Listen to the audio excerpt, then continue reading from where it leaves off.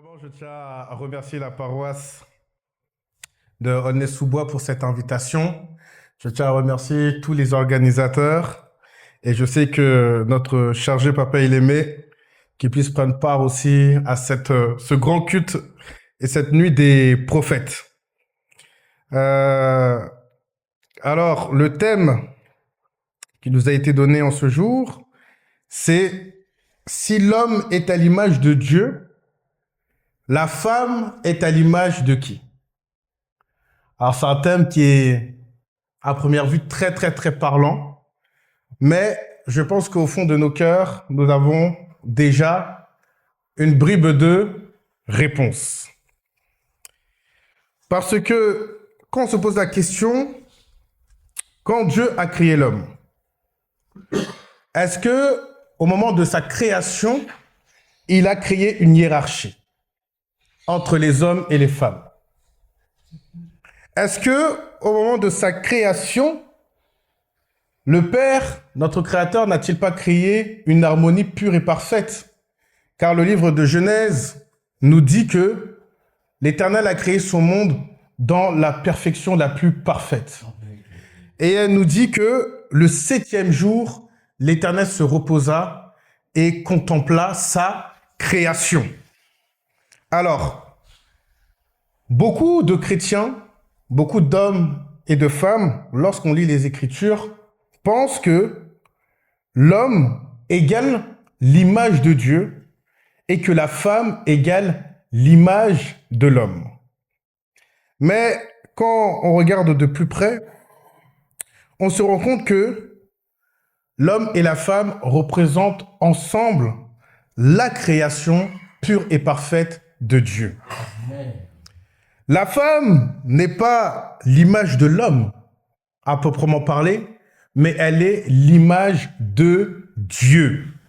Donc, ça nous répond déjà premièrement à la thématique de notre veillée du soir.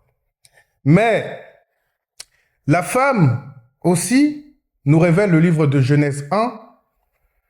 Lorsque Dieu créa ce monde dans sa perfection parfaite, il n'y avait ni domination, ni infériorité, ni compétition, mais il y avait tout simplement une seule mission. C'était une mission commune qu'il demanda aux hommes et à la femme, c'est de se multiplier. Donc, dans la parole, on comprend tout de suite que le rapport entre les hommes et les femmes dans l'œuvre de Dieu, mais aussi dans le monde et surtout dans le foyer, parce qu'il y a une différence à faire entre vivre ensemble en concubinage, vivre ensemble en colocataire, faire un ménage et construire un foyer. La différence entre les deux, c'est que le foyer, c'est là où réside l'Esprit de Dieu. Le ménage, c'est seulement deux êtres humains, deux individus qui vivent ensemble. Et souvent, lorsqu'on rentre dans un ménage, lorsque l'homme dit A et la femme dit B, souvent ça crée ce qu'on appelle des disputes. Et le mariage va vers sa dissolution. Le mariage va vers son divorce. Mais lorsque il y a une union pure et parfaite, parce que qu'est-ce que nous déclarent les Écritures? C'est tout ce que Dieu a lié dans les cieux, aucun homme ne peut le délier sur la terre. C'est-à-dire que même s'il y a des vents, même s'il y a des tribulations, même s'il y a des disputes, même s'il y a des épreuves, si vous êtes unis dans les cieux, lorsque vous matérialisez votre union sur la terre, aucune épreuve ne peut vous délier. Et il y a aussi cette notion qui unit pleinement l'homme et la femme dans la création pure et parfaite de Dieu dans notre Église. C'est le rituel du mariage. Et quand tu te maries devant la face de Dieu, il y a des obligations que l'homme doit respecter, mais il y a aussi des obligations que la femme doit respecter afin que Jésus-Christ puisse régner dans ce foyer. Parce que le foyer, qu'est-ce que c'est? Le foyer, c'est un feu. Et ce feu-là représente le feu de l'esprit. Donc, lorsque la femme rentre dans une domination pour dominer son mari et que l'homme rentre aussi dans une domination pour dominer sa femme, en réalité, c'est pas l'un envers l'autre vers lequel ils se font du mal, mais c'est vers le foyer, c'est vers l'Esprit de Dieu qui les a unis. Donc Genèse 2 nous dit, est-ce que quelqu'un peut me prendre le livre de Genèse 2 à partir du verset 21? Alors l'Éternel Dieu Oui. fit tomber l'homme dans un profond sommeil. Alors l'Éternel Dieu fit tomber l'homme dans un profond sommeil. Sur l'homme qui s'endormit, Oui. il prit une de ses côtes Il prit une de ses côtes et referma la chair à sa place. et referma la chair à sa place. L'Éternel Dieu forma une femme de la côte qu'il avait prise de l'homme. L'Éternel Dieu forma une femme de la côte qu'il avait prise de l'homme. Et il l'amena vers l'homme. Et il l'amena vers l'homme. Merci mon papa.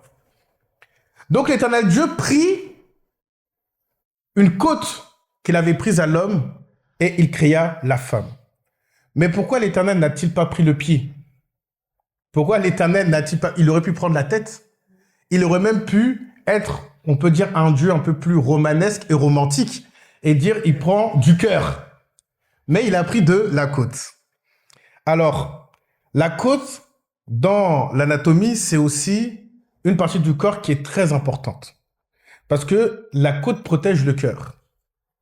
Donc, quand l'Éternel, dans le livre de Genèse, dit qu'il a pris la femme de la côte, en fait, cette côte-là définit les vertus et les aptitudes que la femme doit avoir envers son mari, et le mari, les aptitudes et les vertus qu'il doit avoir envers la femme. C'est de cette manière que Dieu a créé l'homme et qu'il a créé aussi la femme. Donc la côte, protège le cœur dans l'anatomie. C'est-à-dire que lorsqu'un choc vient, si votre cœur est touché, vous ne pouvez pas vivre. On est d'accord là-dessus. Donc, c'est la côte qui permet de protéger le cœur ainsi que les poumons. Mais la côte aussi, où elle est située? Elle est située près du bras. Vous voyez? Elle est située près du bras. Qu'est-ce que le bras fait?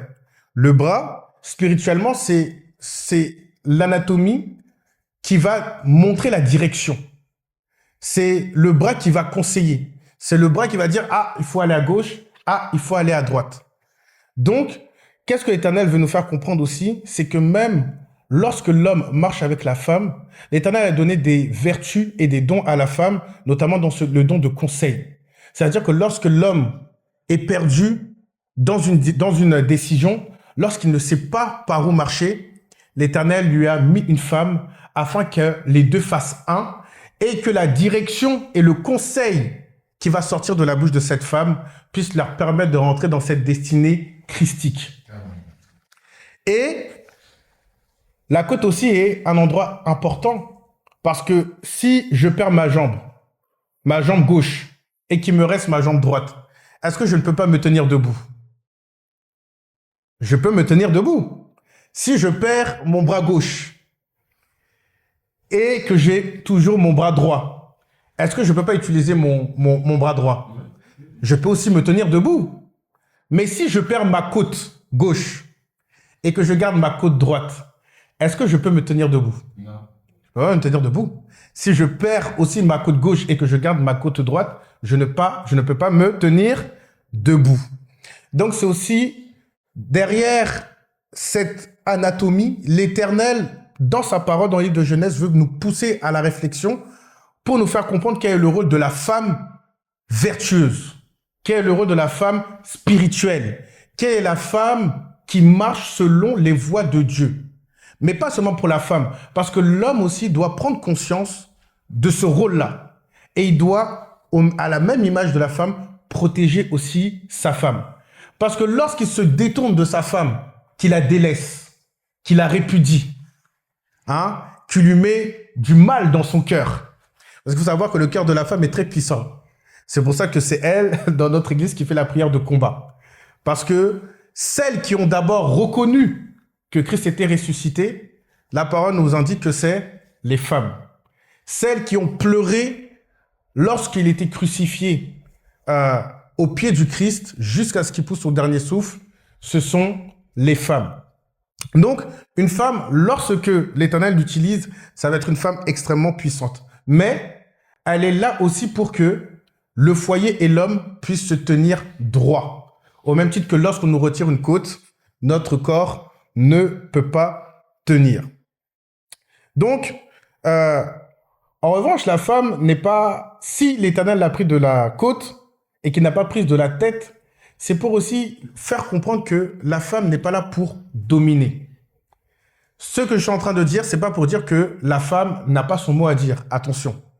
Mais c'est pour dire que une femme qui cherche à dominer sur son mari est une femme qui déséquilibre le foyer spirituel du mariage et de l'union pure et parfaite.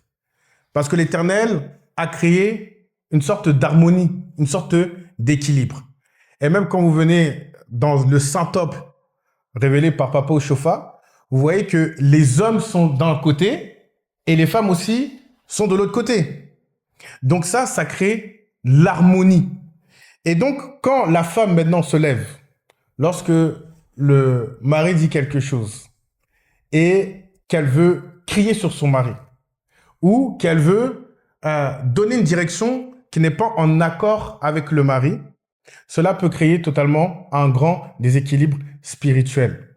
Non pas parce que la femme est rebelle, mais c'est que l'Éternel a donné une telle puissance à la femme que si elle ne rentre pas dans les voies de Dieu, ça peut faire totalement tomber le foyer. Et c'est souvent le péché des grands hommes de Dieu.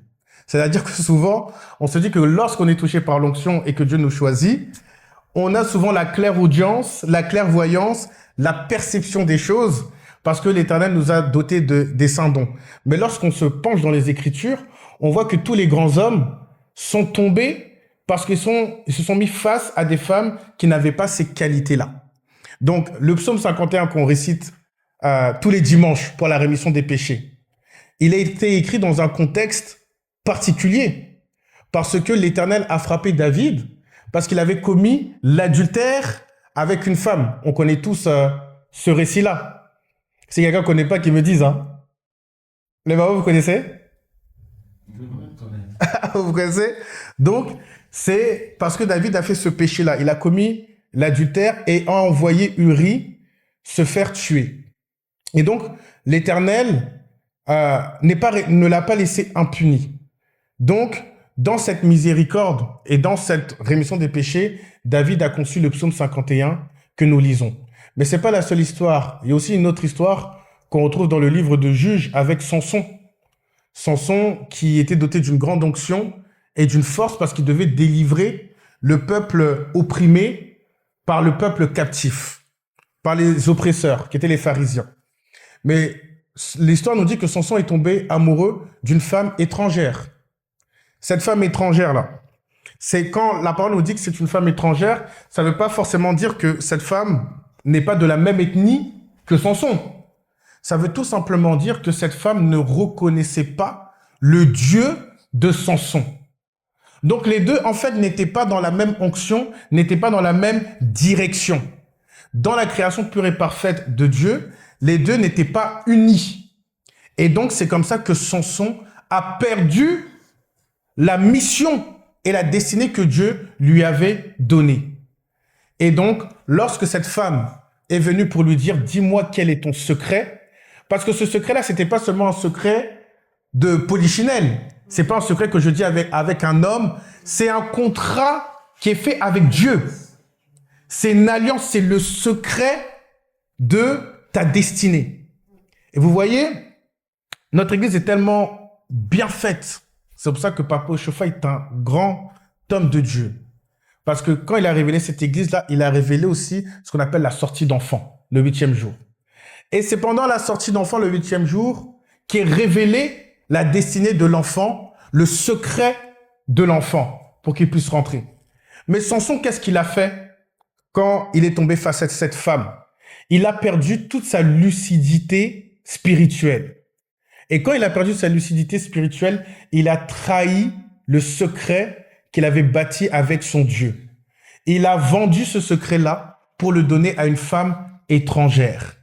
Et lorsqu'il a donné ce secret à la femme étrangère, cette dernière a usé de cela pour lui couper ses cheveux, là où reposait toute sa force, et c'est comme ça qu'il a fini par se faire capturer.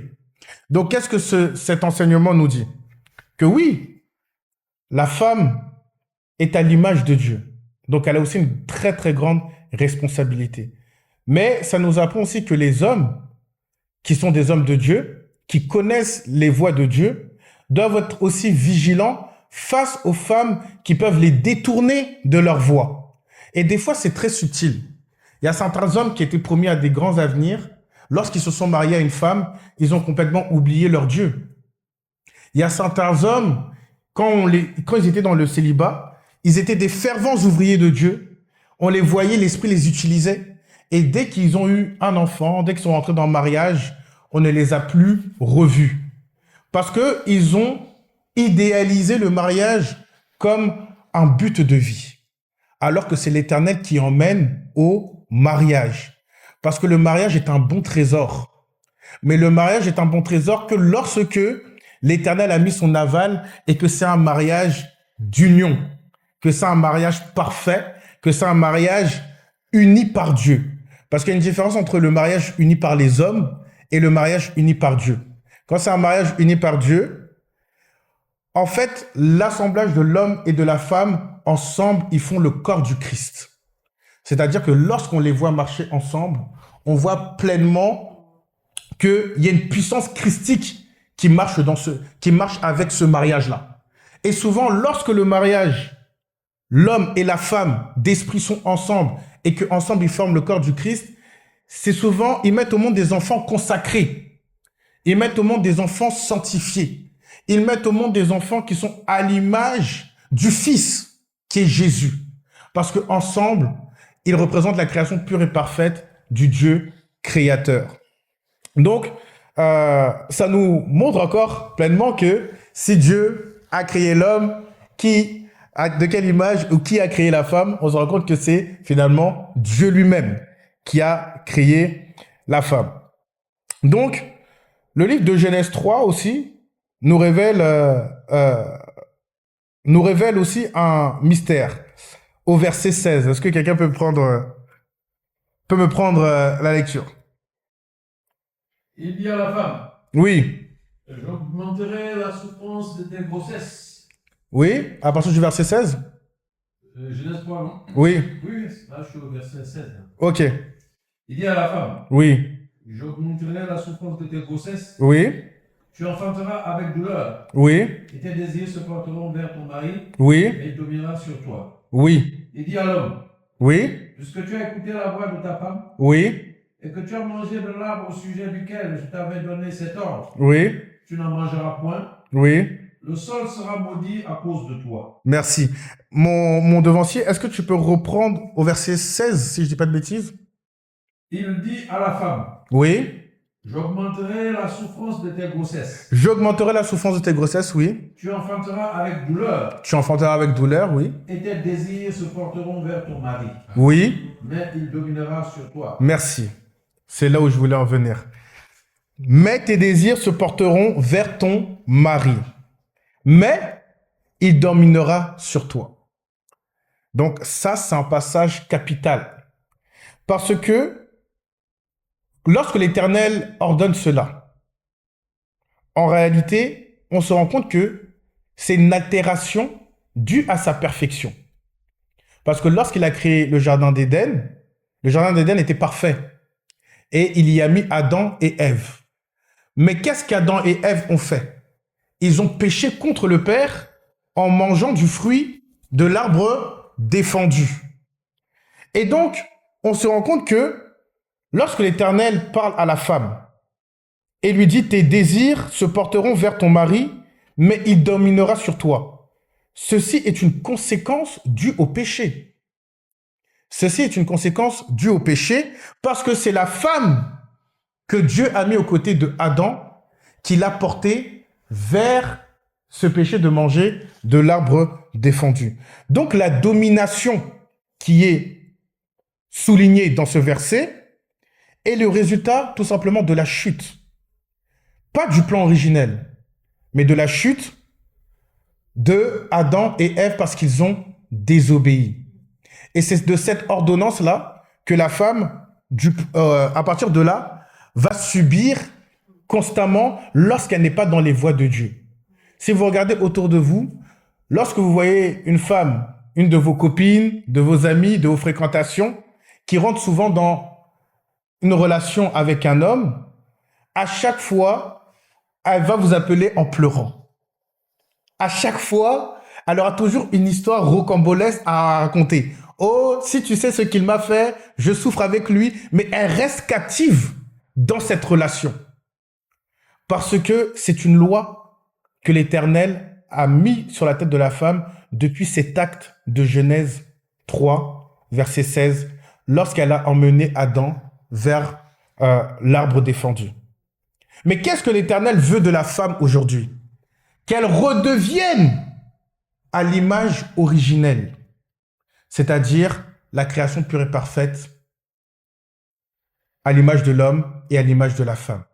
Et pour cela, il n'y a qu'un chemin à suivre. C'est celui qui mène vers le Créateur, c'est celui qui mène vers Dieu. Et plus une femme va rentrer dans les voies de Dieu, plus une femme va être spirituelle, plus l'Esprit de l'Éternel va l'utiliser, et plus elle rentrera dans un mariage spirituel. Mais son premier mari, c'est qui? Son premier mari, c'est Dieu, c'est le Seigneur, c'est Jésus-Christ.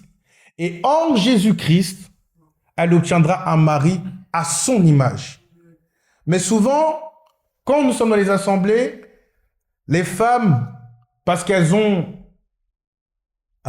des sentiments débridés, mais surtout parce qu'elles pensent beaucoup, parce que les femmes calculent plus que les hommes. Nous, les hommes, on est souvent...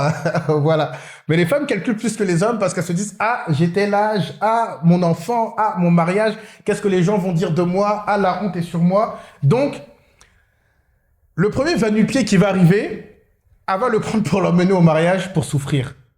Non, sois patiente. Éprouve-toi d'abord dans l'œuvre de Dieu. Laisse l'Éternel et l'Esprit te façonner à l'image de Marie. Laisse l'Esprit de Dieu te façonner à l'image de Déborah, qui était juge et qui donnait des ordres lorsque le peuple d'Israël était menacé par les ennemis. Laisse l'Éternel te façonner à l'image de Ruth, la Moabite, qui a été fidèle à sa belle-mère. Et l'Éternel lui a donné un mari digne de son image, Boaz. Laisse l'Éternel te façonner à l'image d'Esther, qui a pu sauver aussi le peuple d'Israël. Donc, c'est ce message-là, c'est ce que Dieu demande aujourd'hui à la femme, afin qu'elle soit à son image.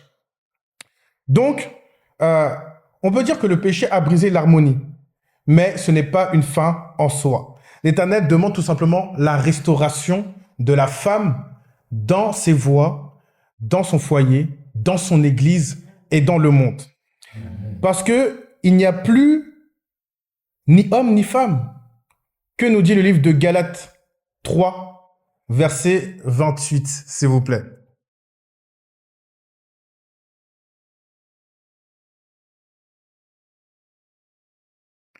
Galates 3, verset 28.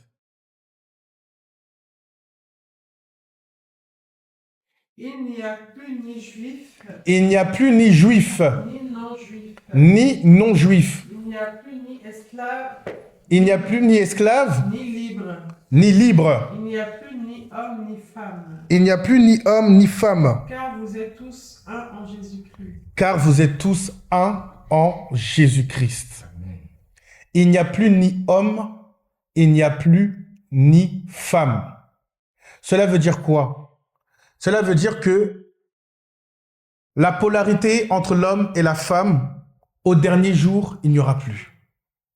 Toute la création reconnaîtra le Créateur.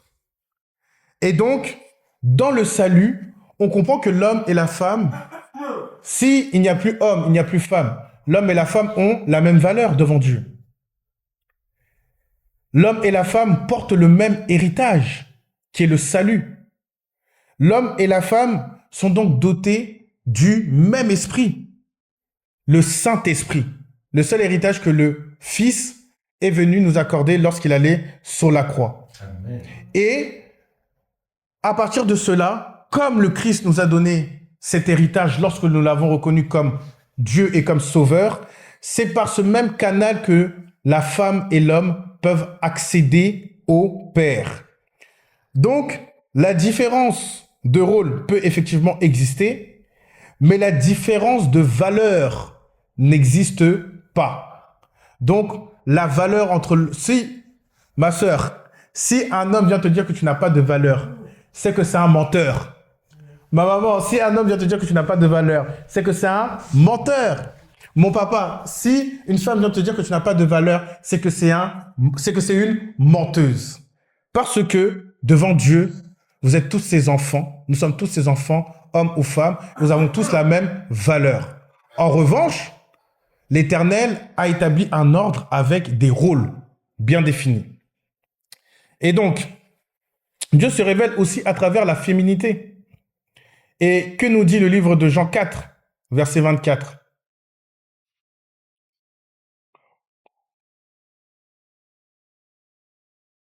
On voit que l'Éternel aussi accorde un grand rôle à la femme depuis le commencement et même à la fin.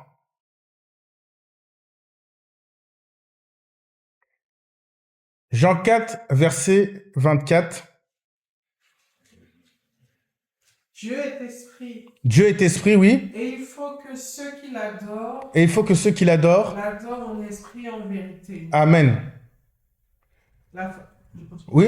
La femme lui dit, La femme lui dit, je sais que le Messie doit venir. je sais que le Messie doit venir, Celui qu'on appelle Christ. celui qu'on appelle Christ, Quand il sera venu, quand il sera venu, il nous annoncera tout. il nous annoncera tout.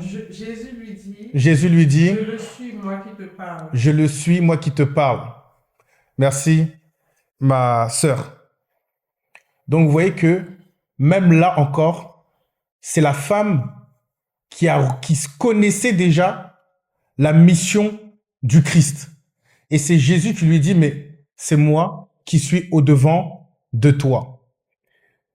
Ésaïe aussi nous dit que, Ésaïe 66, verset 13, nous dit que comme une mère console son enfant, ainsi l'Éternel nous console dans nos épreuves. Donc ici, l'Éternel et Dieu adoptent une spiritualité maternelle envers ses enfants. Et Ésaïe 49 nous dit aussi, est-ce qu'une femme oublie son enfant? Vous les femmes, c'est à vous que je m'adresse en ce jour. Pour les jeunes mères, lorsque votre enfant vient au monde, est-ce que quelqu'un peut venir vous l'arracher? Lorsque votre enfant crie à la maternité parmi 10 enfants, il y a un, vous allez reconnaître, c'est votre enfant. Lorsque l'enfant vient au monde, il y a un cordon qui le lie à la mère. Et c'est le médecin qui vient couper cela. Donc, le livre d'Ésaïe nous dit que l'Éternel, c'est comme ça qu'il chérit ses enfants. Comme une mère.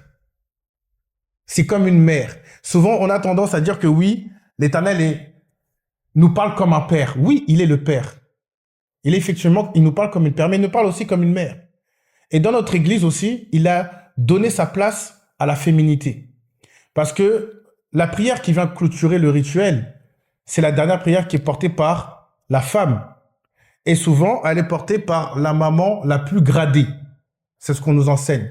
Donc, c'est là que l'esprit aussi de Dieu vient aussi se manifester. Et la femme représente la compassion.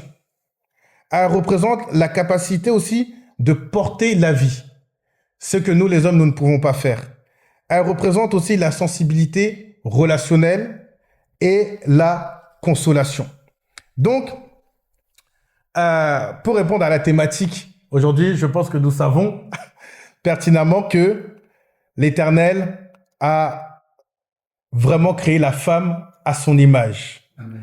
Qu'il a créé l'homme à son image. Amen. Et qu'ensemble, ils forment le corps du Christ. Amen. Que Dieu vous bénisse et j'espère que cette parole nous a tous nourris et que nous allons tous avancer dans la même direction. Amen. Amen. Mon Seigneur Jésus-Christ. Merci.